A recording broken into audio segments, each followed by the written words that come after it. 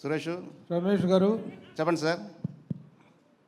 78 రోజుల జైలు జీవితం, ఆ, 14 సంవత్సరాల పోరాటం, ఆ. నిర్దోషిగా బయటికి రావటం. ఈ పోరాటం అంతట్లో చేసి మిమ్మల్ని ఇంత ఇబ్బంది పెట్టినటువంటి వాళ్ళ మీద మీరు ఎలాంటి యాక్షన్ తీసుకోబోతున్నారు? మీరు ఎలాంటి న్యాయాన్ని కోరుకుంటున్నారు? నాకు ఎటువంటి కక్ష సాధింపు లేదండి. ఏది ఏమైనా కానీ చట్టపరంగానే పోరాడతా. చావు బతుకో చట్టపరంగానే చేస్తారు. అదే ఈ చట్టంలో మీకు జరిగిన అన్యాయానికి మరి పోరాటం అనేది ఉండాలి కదా. ఎలా పోరాడబోతున్నారు ఇప్పుడు? ఇప్పుడు మరి పోరాటం అంటే ఏదైనా త్రూ కోర్ట్ ఆఫ్ లా అండి. కోర్టు ద్వారా మళ్ళీ ప్రొసీడ్ అవుతారా మీరు? 100% అండి. వీళ్ళ మీద జరిగిన దాని మీద పరువు నష్టం దావా వేయటం కానీ, మీకు జరిగిన దాని మీద న్యాయ పోరాటం చేయటం అనేటువంటిది కంటిన్యూ అవుతుందా? ఫ్యూచర్ కాన్సిక్వెన్సెస్ ఇంకా సో ఫార్ ప్లాన్ చేయలేదు sir. I have to plan sir. Very good. సరే, నిర్మాతగా మీరు చేసినటువంటి సినిమాలు చాలా పెద్ద పెద్ద స్టార్స్తో చేశారు. అగైన్ ఒక నిర్మాతగా, ఒక ఫైనాన్సర్గా ఎలాంటి మళ్ళీ కమ్బ్యాక్ అనేటువంటిది ఉండబోతుంది? సార్ బేసిక్గా I'm a film financier. Because of my passion I turn to film producer. Financial ఉన్నప్పుడు నేను చూసిన ఎక్స్పీరియన్స్ ఒకటండి, ప్రొడ్యూసర్గా చూసే ఎక్స్పీరియన్స్ ఇంకోటండి. But both are, cinema is a mother. Cinema is a mother. Cinema నా తల్లి లాంటిది అనుకుంటా. సో అందువల్ల డెఫినెట్గా నేను అదే ఫీల్డ్లో ఉంటానండి, ఎక్కడికి పోను. నాకు 2 పిల్లలు, 2 అబ్బాయిలు. 2 అబ్బాయిలు కూడా 2 హీరోలకు చేశారు. 2 సినిమాల్లో హిట్లు అయినాయి. హిట్లు అయిన తర్వాత వాళ్ళ ప్యాషన్ వచ్చి they want to became a writer and director. So they are writing scripts now. They are going to direct the movies sir. నేను కూడా అలాగే సినిమాలు తీస్తాను, ఫైనాన్స్ చేస్తాను సార్. పెద్ద పెద్ద హీరోలు మీ సినిమాల్లో యాక్ట్ చేశారు, చాలా పెద్ద స్టార్స్ చేశారు. ఈ కష్టకాలంలో, ఈ 14 సంవత్సరాల పోరాటంలో మీ వెనక మేము ఉన్నామని నిలబడిన వాళ్ళు ఉన్నారా? అసలు మీ మీద కేసు వేసిన వాళ్ళు ఇండస్ట్రీకి సంబంధించిన వాళ్ళ, బయట వాళ్ళ? బయట వాళ్ళు వేశారు సార్, సినిమాకి సంబంధం వాళ్ళు కాదు. కానీ సారీ టు సే సార్, ఏ ఒక్క సపోర్ట్ లేదు. కనీసం ఏ ఒక్క phone, Ramesh how are you, బాగున్నావు, ఎలా ఉన్నావా, వాట్ యూజ్ ప్రాబ్లం అడిగి అని పాపానికి పోలేదు సార్ ఎవరు కూడా. నేను ఒక పర్సన్ అని చెప్పను, ఏ పర్సన్ లేదు సార్. రమేష్ గారు, సార్ రమేష్ గారు, మీ కేసుల గురించి ఆల్రెడీ కోర్టు ఎక్విట్ చేసింది కాబట్టి ఇప్పుడు మాట్లాడడానికి ఏం లేదు. మీ లైఫ్లో ఒక ఫైనాన్షియల్గా స్టార్ట్ అయ్యి చాలా పెద్ద పెద్ద సంస్థలన్నింటికి అప్పట్లో సారీ, వన్ బ్రేక్ సార్. నేను కాదు సార్, మా father basically, my father is a film financiers. Okay. From 1975. ఆయన దారిలో నేను వచ్చాను సార్. అవునండి, అవును. సో అంతా బాగా జరుగుతున్నప్పుడు మీ లైఫ్లో ఫస్ట్ పెద్ద కుదుపు ఏంటంటే కొమరంపులి, కలేజా. కుదుపు అంటే ఎలా సార్? అంటే ఆ సినిమా ఆ 2 సినిమాలు చాలా ఎక్కువ డిలే అవ్వడం, ఎక్కువ కాస్ట్ ఆఫ్ ప్రొడక్షన్ ఎక్కువ అవడం, ఆ తర్వాత ఆ సినిమా రిజల్ట్ కూడా నెగిటివ్గా రావడం, 2 సినిమాలు కూడా. అసలు ఆ సినిమాలు అంత డిలే అవ్వడానికి కారణం ఏంటి? ఎంత నష్టపోయారు? ఆ 2 సినిమాల మీద ఎంత నష్టపోయారు? ఆ తర్వాత ఆ హీరోల నుంచి వచ్చిన సపోర్ట్ ఏంటి? అంటే లాస్ అయితే జనరల్గా హీరోల సపోర్ట్ ఉంటుంది కదా, అటువంటిది ఏదైనా సపోర్ట్ దొరికిందా మీకు? సార్, ఏదైనా ఒక సినిమా ప్రొడక్షన్ అనేది ఈ రోజుల్లో, అంటే ఒక రాజమౌళి సినిమా, శంకర్ సినిమా 3 ఏళ్ళు 4 ఏళ్ళు అలా పడుతుంటుంది. మొన్న రీసెంట్గా పుష్పట్టు, అది 3 ఏళ్ళు చేశారు. అని ఆ రోజులు నేను చేస్తున్న రోజుల్లో 3 ఏళ్ళ సినిమా అనేది లేదు సార్. ఆ రోజుకి కొమరంపులి కానీ, కలేజా కానీ, పోకిరి కానీ, ఇంకోటి కానీ, ఏదైనా కానీ 6 months 9 months ఆర్ 1 year ఇదే సార్. కానీ దురదృష్టం, బ్యాడ్ లాక్ ఏమంటే, ఇట్స్ మై ఫేట్, 3 సంవత్సరాలు పట్టింది సార్. 3 సంవత్సరాలు అంటే మెయింటెనెన్స్ ఎంత ఉంటుంది అనేది ఒక ప్రొడ్యూసర్కి తెలుస్తుంది సార్. ఎవ్రీథింగ్ రన్ చేయాలి కదా సార్. ఆఫీస్ రన్ చేయాలి, శాలరీస్ రన్ చేయాలి, ఇంట్రెస్ట్ రన్ చేయాలి, అన్నీ పెరిగిపోతాయి కదా. సో ఇంకో క్వశ్చన్ మీరు ఏమన్నారంటే, నాకు 2 సినిమాల్లో కూడా 100 కోట్ల నష్టం వచ్చింది సార్. ఇంకో క్వశ్చన్ అడిగా, నేను మర్చిపోయాను సార్, గుర్తురాదు. హీరోలు ఏమైనా సపోర్ట్ చేశారు? ఎటువంటి సపోర్ట్ లేదు. కనీసం అయ్యో పాప అని చెప్పిన పాపానికి కూడా పోలేదు సార్. సార్ ఎందుకు అంత డిలే అయ్యింది? బ్యాడ్ లక్ అన్నారో, అసలు ఏ కారణం? బ్యాడ్ లక్ అంటే సార్, కొమరపుల్లి తీస్తున్నప్పుడు పవన్ కళ్యాణ్ గారు ప్రజారాజ్యం పార్టీ పెట్టుకున్నారండి ఆయన. ఓకే. సో దానివల్ల ఎంతో కొంత కొద్దిగా డిలే అయ్యింది. అది వన్ ఆఫ్ ది రీజన్ చెప్పొచ్చు. So many reasons. అలాగే కలేజ్లో కూడా సో మెనీ రీజన్స్ అండి. రమేష్ బాబు గారు, సార్ ఇక్కడ సార్ ఎక్కడండి? సార్, అంటే మీరు ఇందాక మీ ఏవీలో చూస్తే అంటే కటకటాల వెనక్కి వెళ్ళారు, కడిగిన ముత్యంలో బయటకు వచ్చారు. యాక్చువల్గా మీరు ఇంతకు ముందు చేసిన సినిమాలన్నీ కూడా పెద్ద పెద్ద సినిమాలు, రెండు అంటే ఫైనాన్షియల్గా చేసిన చిన్న సినిమాలు చేశాను, పెద్ద సినిమాలు చేశాను పెద్ద సార్. సినిమాలు అంటే మాకు గుర్తుండే ఈ రెండో ఎక్కువ గుర్తున్నాయి కాబట్టి ఇప్పుడు మళ్ళీ బేబీ స్టెప్స్ మళ్ళీ స్టార్ట్ చేసినట్టే కదా ఫస్ట్ నుంచి. అవునండి. సో మరి డైరెక్ట్గా మళ్ళీ పెద్ద సినిమాలకి వెళ్తారా, లేదంటే కంటెంట్ ఓరియంటెడ్ సినిమాలు రాబోతున్నారా, ఎలాంటి సినిమాలు ప్రొడ్యూస్ చేయాలనేది మీ నెక్స్ట్ గోల్? నాకు బేసిక్గా నేను ఇన్ఫ్లుయెన్స్ అయింది త్రివిక్రమరావు గారు, దేవి వరప్రసాద్ గారు. వాళ్ళు పెద్ద సినిమాలు చేసేవాళ్ళు. నాకు సినిమా అంటే ప్యాషన్, చిన్నప్పటి నుంచి పిచ్చ ప్రేమ. ఫైనాన్షియల్గా వచ్చానండి నేను. అండర్ కరెంట్లో సినిమా ప్యాషన్ అని దానివల్లనే టర్న్ అయ్యాను ఈ ప్రొడ్యూస్ చూడడం వల్ల. దేర్ ఆల్ నాకు ఫ్రెండ్స్, నాకు ఫాదర్స్ లాగా అందరూ కూడా. ఇంకోటి ఏదో అడిగారండి. మీరు నెక్స్ట్ చేసి పెద్ద సినిమాకి వెళ్ళబోతున్నారా డైరెక్ట్గా, లేదంటే కనుక కంటెంట్ ఓరియంటెడ్గా చిన్న చిన్న ఫస్ట్ నేను అనుకోవడం కంటెంట్ ఓరియంటెడ్ అనుకుంటున్నాను సార్. అది ఉంది బేసిక్గా. పెద్ద సినిమాలు బేసిక్గా ఉన్నాయి సార్. రెండు ఉంది. ఆశ ఏది చావలే. అయితే 14 సంవత్సరాలు ఇంత గ్యాప్ వచ్చినా కూడా నేను వేరే ప్రపంచంలో ఉన్నా, చట్ట ప్రపంచంలో ఉన్నా. అయినా కూడా ప్రతిరోజు నిత్యం సినిమా గురించి ఆలోచించేవాడిని. ప్రతిరోజు నిత్యం సురేష్ గుర్తొచ్చేవాడు. అయితే 14 సంవత్సరాలు తర్వాత ఇప్పుడు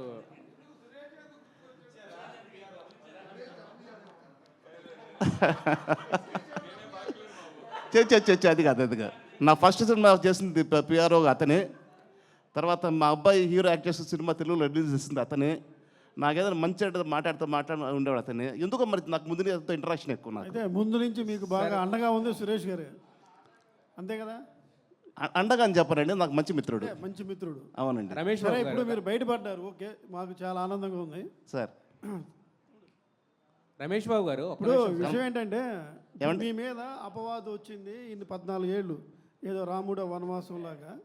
వాళ్ళు మీకు జడ్జిమెంట్ కానీ ఇచ్చిన వాళ్ళు కానీ వాళ్ళు ఏమైనా ప్రాయశ్చిత్తంగా మీకు ఏమైనా చెప్పారా? మేము ఇలా నాశనం, మీ కెరీర్ నాశనం అయింది, జడ్జి కానీ లాయర్లు కానీ? అది సార్ చట్టంలో సార్ చాలామంది తెలియదు ఏమంటే,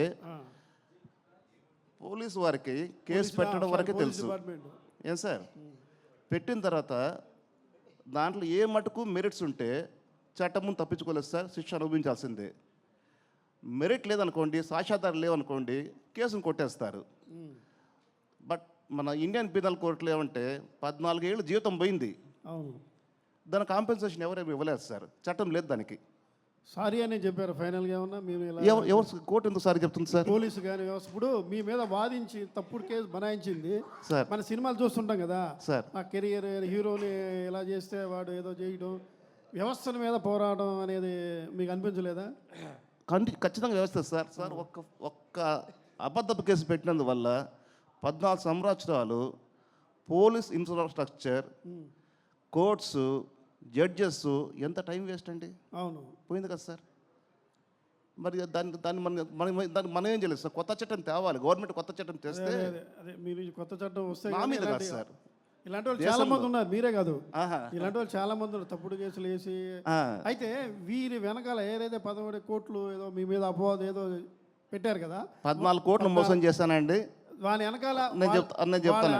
ఎవరన్నా ఇండస్ట్రీ పెద్దల హస్తం ఉందా, లేకపోతే పెట్టుబడిదారుల హస్తం ఉందా? చెప్తాను సార్. 14 కోట్లు మోసం చేశారని చెప్పి ఒక కేసులో అభియోగం సార్.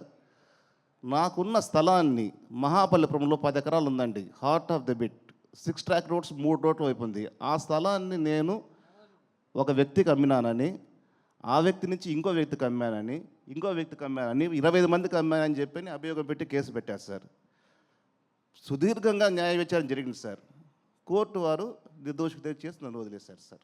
రమేష్ బాబు గారు యాక్చువల్గా ఏమండి, good question. As and today property is in my name only, that I'm in the position. Yes sir, 14 సంవత్సరాలు మీరంటే న్యాయపరంగా పోరాటం చేస్తూ ఎంత ఇదిలో ఉన్నారు కదా. సో వెనకమాల టైటిల్ చూస్తే విధివంతానికి తలవంచని ధైర్యం అని చూస్తే ఏంటంటే బేసిక్గా ఈ హీరోలకి ఉండే ట్యాగ్ లైన్ లాంటిది అది. కరెక్ట్ కదా. సో మరి ఈ 14 సంవత్సరాలు అంటే ఒక అనుకోని మీరు హ్యాపీగా వెళ్తున్న మీ లైఫ్లోకి ఒక హడ్డీలు వచ్చి ఒక ట్విస్ట్ లాగా అది 14 సంవత్సరాలు ఇదయ్యి మళ్ళీ తర్వాత నిర్దోషిగా బయటకు వచ్చారు కదా. సో మీ స్టోరీయే ఒక సినిమా కథలా ఉంది, ట్విస్టులతో కూడిన సినిమా కథ. ఒక సినిమా కాదండి, వెబ్ సిరీస్ చేస్తే నంబర్ ఒక దగ్గర ఒక 1000 సీరియల్స్ పెట్టచ్చు. అదే వెబ్ సిరీస్ చేస్తే. వెబ్ సిరీస్ చేస్తారా, సినిమా చేస్తారా? కాదండి, ఇప్పుడు మీరంటే నా మీద ప్రేమ దగ్గరకు వచ్చారు, వింటున్నారు. ఈ సోది పబ్లిక్ వింత కదా సార్. సార్, మీరు మీ నాన్నగారు చాలా సీనియర్ మోస్ట్ ఫైనాన్షియర్, ప్లస్ మీరు కూడా ఫైనాన్స్ రంగంలో ఉన్నారు, ఇప్పుడు నిర్మాత కూడా ఉన్నారు. అవునండి. ఫైనాన్స్ బిజినెస్ ఎంతవరకు లాభదాయకం, కానీ అది ఏ ఉద్దేశంతో మీరు కంటిన్యూ చేస్తున్నారు? సార్, ఫైనాన్స్ బిజినెస్ అనేది పాత రోజుల్లో మేము సంపాదించింది పైకి వచ్చింది కూడా ఫినాన్స్ వల్లనే సార్. నిజంగా చెప్పాలంటే ఇండస్ట్రీలో వచ్చినంత సోకాల్డ్ పీపుల్ ఎవరైనా సరే, ఏ ట్రేడ్ అయినా సరే, వందల కోట్లతో లక్షలతో వచ్చిన వాళ్ళు ఎవరు డబ్బు సంపాదించలేరు, పోగొట్టుకొని వెళ్ళారు. వచ్చిన ఇవాళ గొప్ప వాళ్ళు ఎవరైనా సరే, మీరు కావచ్చు, ఇంకోరు కావచ్చు, ఎవరైనా కావచ్చు, ఇక్కడికి వచ్చి సంపాదించుకున్న వాళ్ళే. సినిమా తల్లి, సినిమా మదర్ పెంచి పోషించిందండి. ఎవరు నిన్న పేరు వీళ్ళు వాళ్ళని చెప్పండి సార్, ఎవ్రీబడి ఇంక్లూడింగ్ మీ. సార్, ఇదివరకు ఫైనాన్స్ వ్యాపారానికి ప్రజెంట్ ఫైనాన్స్ వ్యాపారానికి ఎలాంటి చేంజెస్ వచ్చినాయి? ఇప్పుడు ఫైనాన్స్ చేయడం అనేది ఎలా ఉంది? సార్, ఒకప్పుడు నేను చేసి 2010 ఆ రోజుల్లో, అంటే 14 ఏళ్ళు అయిపోయింది కదండి. అప్పటికి ఓ విధంగా చెప్పాలంటే ఇంత ఎక్స్పీరియన్స్ ఉంటున్న నాకే సినిమా మేకింగ్ గ్యాంబ్లింగ్ లాగా అనిపించింది. It's purely gambling. ఆ గ్యాంబ్లింగ్ వల్లనే కదా సార్ 100 కోట్లు పోయింది 2 సినిమాల్లో. ఏమండి, ఇంకేదో అడిగారు. ఇప్పుడు ప్రజెంట్ బాగుందని వింటున్నాను నేను. ప్రజెంట్ బాగుంది, ప్రొడ్యూసర్కి 10 రూపాయలు మిగులుతుందని చెప్పారని అంటున్నారు బయట. సార్ రమేష్ గారు, రమేష్ బాబు గారు, సార్ ఇక్కడ సార్ రమేష్ బాబు గారు, ఈ 14 సంవత్సరాల్లో మీరు కోర్టు కేసు వలన దూరంగా ఉన్నారు అంటున్నారు. మీరు బాగా నమ్మిన మీ సినిమాని దూరంగా. సో ఇప్పుడు నేర్చుకున్న గుణపాఠం ఏంటి? రేపు ఎలాంటి భవిష్యత్తులో ఎలాంటి స్టెప్స్ తీసుకోబోతున్నారు? సార్, నేర్చుకుని గుణపాఠం అంటే అండి, డైరెక్టర్ డేట్లు ఇచ్చాడు కదా, హీరో డేట్లు ఇచ్చాడు కదా, కథ రెడీ ఉంది కాదండి. Each and every craft, 24 crafts నీ గ్రిప్లో ఉంటేనే సినిమా లాంటి ఇంట్లో కూర్చో అనే ఫీలింగ్లో నేను ఉన్నాను సార్. ఎందుకంటే నేను తప్పులు చేస్తే కాబట్టి I have to accept my own mistakes. Ramesh గారు, భవిష్యత్తులో ఏం చేద్దాం అంటే మీ పిల్లల్ని సార్, ఇచ్చేద్దాం? పిల్లలు అనేది పెద్దవాళ్ళు అయ్యారు, వాళ్ళ ట్రాక్ వాళ్ళది. యాక్చువల్ నేను వాళ్ళని బతిమలాడాను, అరే బాబు హీరోలు అయ్యారు, హీరో అనేది ప్యూర్లీ గాడ్ గిఫ్ట్. నేను కాలేని హీరో, మీరు కాలే హీరో, సురేష్ కాలే హీరో. ఏమండి, మీరు హీరోలు అయ్యారా సినిమాలు చేయాలంటే? వాళ్ళు ఒకటే అన్నారు, daddy hour passion is not hero, we want to become writer and director అన్నారు. గో హెడ్ అని చెప్పి. సో వాళ్ళు ఆ ప్రాసెస్లో వాళ్ళు ఉన్నారండి. వాళ్ళ గోళ వాళ్ళది, నా గోళ నాది. రమేష్ గారు, కలేజా సినిమాకి సి కళ్యాణ్ గారు వన్ ఆఫ్ ది పార్ట్నర్ కాదండి. మధ్యలో ఆయన ఇంటర్ఫియర్ అయ్యి నేను పూర్తి చేస్తాను సినిమా అని చెప్పని మధ్యలో ఇంటర్ఫియర్ అయిన సినిమాను పూర్తి చేశారు నా డబ్బుతో తప్పిస్తే ఆయనకు ఎటువంటి సంబంధము లేదండి. మీ కష్టాల్లో ఉన్నప్పుడు ఆయన సపోర్ట్ ఏమైనా ఉందండి? కష్టాల్లో ఉన్న నాకు ఒక భగవంతుడి సపోర్ట్ ఉన్నాడు సార్. సార్ రమేష్ గారు, 14 ఏళ్ళ తర్వాత రమేష్ గారు, సార్ రమేష్ గారు, మరొక క్వశ్చన్ అండి. మీరు అప్పటికే పెద్ద ఫైనాన్షియర్ కదా, మీరు జైలుకి వెళ్ళేటప్పటికి మీకు చాలామంది డబ్బులు ఇవ్వాల్సి వచ్చు, ప్రొడ్యూసర్లు ఉంటారు, వాళ్ళందరూ ఇచ్చారా, ఎగ్గొట్టేశారా? నేను ఎక్కడ కాంట్రవర్సీ క్వశ్చన్స్ వద్దన్నా కదండి. కాదు సార్, అప్పటికి అంటే ఈయన వెళ్ళాడు కదా ఇంకా అడగడలే అని చెప్పి చాలామంది అలా కొన్ని జరిగినాయి సార్. వాళ్ళ పేర్లు ఏం చెప్పొద్దు కానండి, ఉన్నది సార్. సార్ రమేష్ గారు ఇక్కడ సార్. సార్ ఎదురు సార్, ఆపోజిట్ సార్. ఎక్కడ కనపట్లేదండి. సార్, సార్ మీరు ఇంతకుముందు సినిమా అంటే ఒక గ్యాంబ్లింగ్ అని మీరే చెప్పారు. సేమ్ టైం 14 ఏళ్ళ నుంచి మీరు జైల్లో ఉన్నప్పుడు కానీ మీరు ఇండస్ట్రీ దూరంగా ఉన్నప్పుడు ఎవ్వరు ఒక కాల్ కూడా చేయలేదని చెప్పారు మీరు. అలాంటి ఇండస్ట్రీలోనే మళ్ళీ కొనసాగాలనుకుంటున్నారు ఎందుకు? అదే ఇందాక మీరు సినిమాలు ఎటువంటి సినిమాలు చేయబోతున్నా అన్నారు. కథనే హీరో అండి, కథనే నమ్ముకొని సినిమాలు చేస్తాను, కథనే నా హీరో సార్. ఇది సార్. అంటే సినిమా ఇండస్ట్రీ నుంచి మీకు ఎలాంటి సపోర్ట్ లేదన్నారు కదా, సో సినిమా అంటే సపోర్ట్ ఆ మాట అనట్లేదండి. ఎవరో కాల్ చేయలేదన్నారు కదా కనీసం? ఎవరు మీకు సపోర్ట్ చేయలేదా? ఎవరు మీకు ఫోన్ చేయాలి? నాకు ఎవరు సపోర్ట్ చేయలేదు, ఎవరు కాల్ చేయలేదా? సినిమా ఇండస్ట్రీ అనలా, sorry. Cinema industry, cinema is the mother sir. Cinema industry comment చేయకూడదు. I not accept that. Cinema అనేది ప్యూర్లీ మదర్, తల్లి మనకు అన్నం పెడతారు సార్ 3 పూట్ల, అలాగా సినిమా ఇండస్ట్రీ. సార్ ఇమ్మీడియట్గా ఏమైనా ప్రాజెక్ట్ అనౌన్స్ చేయబోతున్నారా? Chances are there sir. ఏమైనా చర్చలు జరుగుతున్నాయా మీద ఏమైనా ఫైనల్కి? జరుగుతున్నాయి sir. Okay sir, all the best. Thank you very much అండి. సార్, మీరు సినిమాలు నిర్మాణం చేసిన టైంలో అంటే కొంతమంది సినిమాకి సంబంధం లేని వాళ్ళు అంటే కొన్ని అసాంఘికపరమైన కార్యక్రమాలు కూడా అంటే ఆ టైంలో జరిగాయి సార్. అంటే మీ సినిమా రిలీజ్ టైము ఇన్వాల్వ్ అవ్వడం వల్ల అంటే వాళ్ళ అంటే తెలుసో తెలియక వాళ్ళ పరంగా ఏమన్నా మీ కేసులో సార్ వాస్తవంగా ఏదో ఒక చోట ఏదో ఒక ఇన్సిడెంట్ జరిగితే ఆ ఇన్సిడెంట్ తీసుకొచ్చి ఈ తప్పుడు కేసులో దాన్ని బనాయించి అదిగో పులి ఇదిగో భూతం అని చెప్పి కేసు పెట్టారు. అందువల్లనే సెన్సేషనల్ అయింది, అందువల్లనే 14 ఏళ్ళు కోర్టు విచారణ జరిగింది, అందువల్లనే 75 రోజులు జైల్లో కూర్చున్నాను. తీరా చూస్తే ఏమీ లేదండి సార్, అక్కడ నథింగ్ ఇస్ దేర్ సార్. ఇది ఆ రోజు అనుకున్నారు రమేష్ బాబుకి తిరిగి రాడు, మొత్తం జైలు జీవితం అన్నారు. ఇవాళ మీ అందరి ముందు కూర్చున్నా కదా సార్. అంటే కాకతాళీయంగా జరిగిందో లేకపోతే అది ఎలా తెలియదు సార్. సేమ్ మీరు ఎలా అయితే బయటకు వచ్చారో అంటే ఆ కేసులో ఉన్న పర్సన్ కూడా రీసెంట్గా బయటకు వచ్చి ఆయన కూడా సంబంధం లేదు సార్. అదే చెప్తున్నా కదా సార్, ఎక్కడో భూతము దయ్యము పిశాచి అంటే దాన్ని తీసుకొచ్చి దానికి ఇది లింక్ పెట్టి ఉన్నది లేనిది లేనిది ఉన్నది లేనిది చేసి పెద్ద చేస్తారు సార్. అంటే సార్ అప్పట్లో ఒక వార్త ఎక్కువ వైరల్ అయిపోయింది. ఓపెన్ అడగండి సార్. మీకు మద్దెల చెరువు సూరి గారికి భాను గారికి సంబంధాలు ఉన్నాయి, అందుకే సింగమల రమేష్ని అరెస్ట్ చేశారని చెప్పి అప్పట్లో ఓ టాక్ అయితే నడిచింది వాళ్ళు. సార్ మద్దెల సూరి సొంత ఊరు, నా ఊరు ఒకటే ఊరు. మద్దెల సూరి వాళ్ళ నాన్నగారు మా నాన్నగారు క్లాస్మేట్స్, ఒకటే ఊరు, వాళ్ళ పరిచయం లేకుండా ఎలా ఉంటుంది సార్? అదే అది క్లారిటీ కోసం అంటే ఈ కేసు దానివల్లే అది వచ్చింది. చాలామంది పరిచయం ఉంటారు. మా సొంత ఊరు వాడు సార్. ఇప్పుడు ఎలా చెప్పాలి, 13 ఏళ్ళ కింద 15 ఏళ్ళ కింద సురేష్ నాకు సహాయం చేశాడు. ఈరోజు సురేష్ పేరు నేను చెప్పుకుంటా. చూసారా, సురేష్ వదలట్లేదు నేను. ఏమండి అది సురేష్ని అడగ. సురేష్ నీకు పరిచయమా? సూరి నాకు అసలు పరిచయం లేదు. పరిచయం లేదు. నాకు మీకు తప్ప ఎవరో తెలియదు నాకు. ఇప్పుడు సరే, మనకి ఒక జన్మ దేవుడు ఎలాగ పుట్టిస్తాడో దేవుడికి తెలుసు. ప్లస్ ఇదంతా ఒకటి రాసి పెట్టుంటే ఎలా రాసి పెట్టుంటే అలా జరుగుతుంది అనుకుంటాం కదా. ఒక్క నిమిషం సురేష్ బాబు, ఏది జరగాల అది జరిగి తీరుద్ది. నువ్వు తల కింద తపస్సు చేసినా ఆగదు. నీకు ఇది జరగాల జరుగుతుంది. You have to face. ఆ ఫేస్ చేసేదే 14 ఏళ్ళు నేను ఫేస్ చేసింది. అదే అలా జరిగింది కాబట్టి సరే మీరు అలా వెళ్ళొచ్చారు. ఎందుకు మళ్ళీ దాన్ని పాత గతాన్ని మీరు ఇప్పుడు తవ్వుకోవాల్సిన అవసరం ఎందుకు వచ్చింది? ఇప్పుడు ఇన్వెస్ట్మెంట్ పెట్టాల్సి వచ్చిందంటే అలాగంటారా? జరిగిపోయింది. Good question, very good question Suresh గారు. 14 సంవత్సరాలకు ఉన్నది లేనిది ఉన్నది అని చెప్పని సినిమా ఇండస్ట్రీలో తీవ్ర చర్చ, ఏదేదో అనుకున్నారు. అది ఏది కాదు, అంత హంబక్ అని చెప్పుకోవడం కోసం ఈ ప్రెస్ మీట్ బాబు. ఓకే సరే, ఇదివరకు ఫైనాన్సర్స్ అంటే నిర్మాతలు నిజంగా పెట్టుబడి అవసరంలా. ముందు 4-5 సినిమాలు తీస్తే కొబ్బరిగా కొడితే చాలు, ఫైనాన్సర్సే క్యూ కట్టేవారు. నాన్నగారి దగ్గర నుంచి జరిగింది. నాన్నగారు కూడా అలా సెలెక్ట్ చేసుకున్నారు. ఈ సినిమాకి మనం నెక్స్ట్ ఇస్తాం, ఈ సినిమాకి ₹2 ఇస్తాం, ఈ సినిమాకి ₹2 ఇస్తాం, అలా ఫైనాన్సర్ డిసైడ్ చేశారు. అట్లా ఉండేది.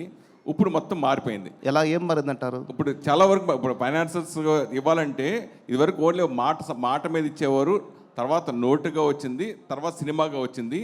ఇప్పుడు ఫైనాన్స్ ఇవ్వాలంటే మాట లేదు, నోటు లేదు, సినిమా లేదు.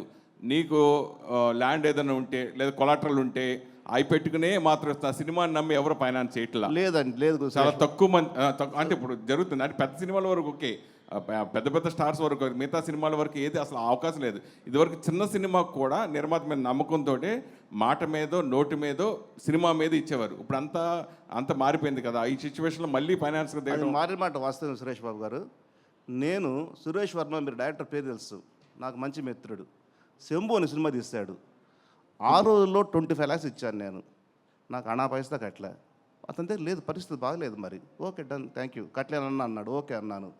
ఈరోజు మీరు అన్నట్టు పెద్ద సినిమాలకి నోటి మాట చాలు, పత్రం కూడా అవసరం లే, డబ్బులు ఇచ్చేస్తారు.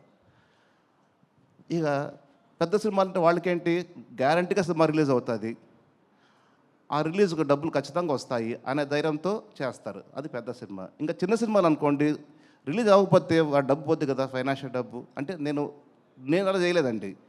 అందుకు నాకు ఆ ప్రాపర్టీ ఇస్తారు, ఏ ప్రాపర్టీ ఇస్తారు అడుగుతున్నారేమో నేను అనుకుంటున్నాను. మీరు అడిగిన ప్రశ్నకు సమాధానం అది. నేను ఎప్పుడు అలా చేయలేదు సార్. అదే ఇదివరకు మీరు ఫైనాన్స్ చేసినప్పుడు కానీ నాన్నగారు ఫైనాన్స్ అప్పుడు వేరు ఇప్పుడు వేరు. ఇప్పుడు ఏంటంటే 100 కోట్లు. ఇప్పుడు ఇదివరకు అయితే ఇప్పుడు మీరు సపోజ్ అప్పుడంటే నాకు తెలిసి ఒక పవన్ కళ్యాణ్ సినిమా అంటే 10 కోట్లు. అవును, ఇది 2010 నేను చేసినంత వరకు కూడా. మహేష్ బాబు అంటే 10-12 కోట్లు.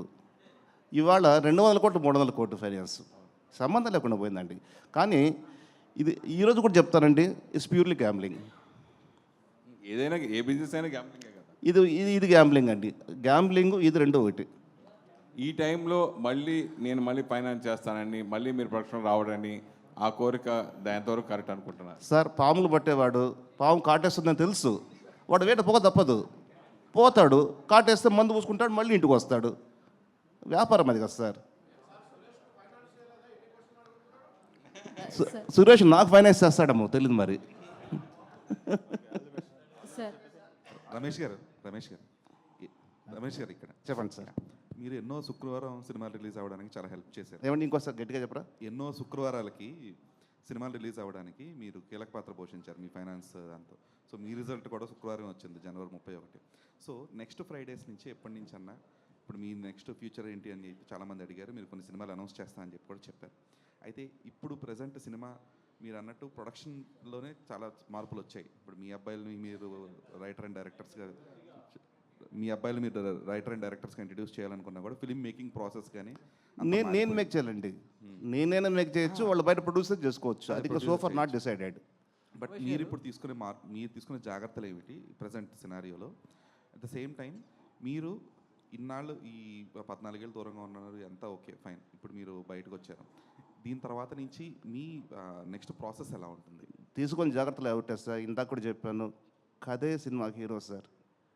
ఫస్ట్ లొకేషన్ హంటింగ్ దగ్గర నుంచి ప్రతిదీ ప్రొడ్యూసర్ క్షుణ్ణంగా ఇన్వాల్వ్మెంట్ ఉండాలి.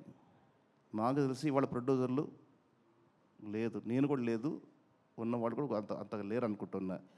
ప్రొడ్యూసర్ అన్న పాత రోజుల్లో ఓల్డెన్ డేస్లో I think 35-40 years before morning 6 o'clock మొత్తం యూనిట్ వస్తే అతను చైర్లో కూర్చునేవాడు.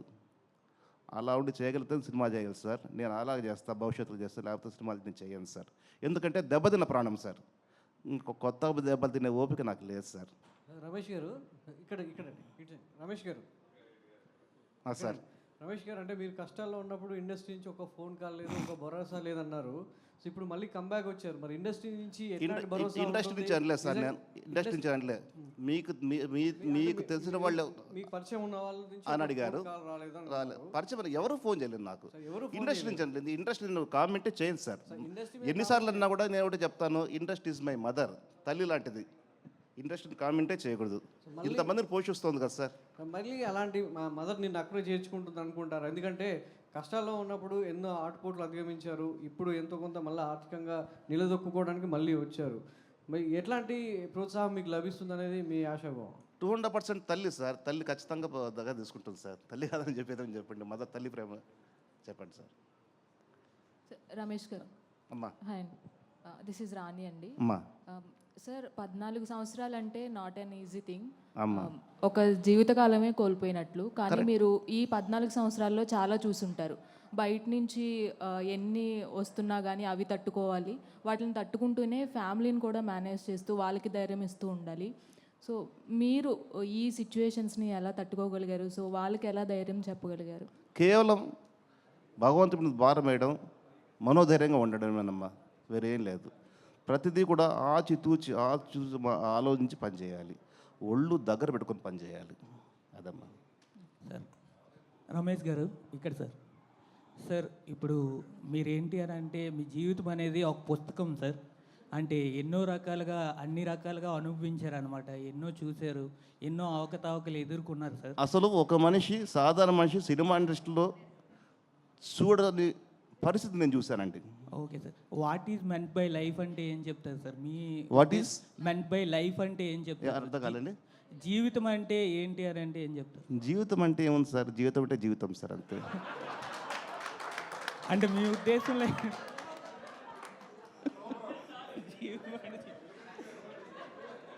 ఓకే రమేష్ గారు సార్, నా పేరు రాజా సార్, ఐడ్రీమ్ నుంచి.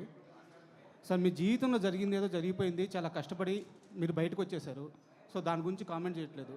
ఇండస్ట్రీకి ఇప్పుడు మీరు ఇచ్చే కాల్ ఏంటి అంటే మేకర్స్కి కానీ, డైరెక్టర్లకు కానీ, హీరోలకు కానీ ఎలాంటి ఒక క్లియర్ కాల్ ఇవ్వబోతున్నారు? నేను సిద్ధంగా ఉన్నాను, ఈ ప్రాజెక్టుకి నేను సిద్ధంగా ఉన్నాను, నన్ను అప్రోచ్ అవ్వండి, ఎలాంటి ఒక క్లియర్ కాల్ మీరు ఇవ్వబోతున్నారు? నేనంటే చెప్పేది ఓన్లీ ఫర్ డైరెక్టర్స్ చెప్పేది ఏమిటి సార్, అది నువ్వు సొంత సినిమా తీసినా బయట ప్రొడ్యూసర్ సినిమా తీసినా కానీ ప్రతి రూపాయి 100 రూపాయలు అనుకొని చెప్పి కష్టపడి ఆలోచించి సినిమా డైరెక్ట్ చేయగలిగితే సినిమాకు కాస్ట్ 50% తగ్గుతుంది సార్. అది నా ఎక్స్పీరియన్స్ సార్. మిమ్మల్ని అప్రోచ్ అయ్యే మేకర్స్కి, అంటే మిమ్మల్ని ఎవరైనా మేకర్స్ అప్రోచ్ అవ్వాలంటే మీరు ఎలా రెడీగా ఉన్నాను, నేను ఈ ప్రాజెక్టులకు రెడీగా ఉన్నాను అని ఏం చెప్తారో అంటున్నాను. కదా సార్, ఫస్ట్ మంచి కథ ఉంటే మిమ్మల్ని అప్రోచ్ అవ్వచ్చు. అంతే sir. Sir Ramesh next projects ఏమన్నా ఇప్పటికి ఫైనల్ అయి ఉన్నాయి సార్? సోఫర్ మా పిల్లలు నాలుగు రెడీ అయినాయి సార్. బయట కూడా వింటున్నాను.